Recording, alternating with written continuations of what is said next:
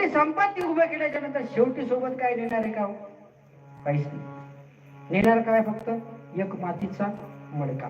रुपया बंद झाला. हो, ते मडकं बी गुरुजी फोडावं लागते, सोबत नाही. मुरमुरे वाटला, खोबऱ्याचे गुटके वाटला, तुमच्या सोबत काहीच येत नाही. जीवनभर तुम्ही जे जे इथं घेता त्यातली एकही वस्तू तुम्ही सोबत घेऊन जाता का? नाही.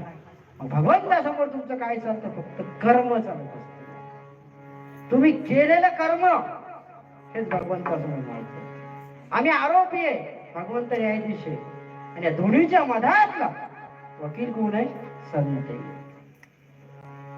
आम्हाला आमचा खटला या कोर्टामध्ये चालवायचा, योग्य वकील शोधावा लागत. योग्य वकील योग्य संत आहेत, योग्य संतांचं मार्गदर्शन.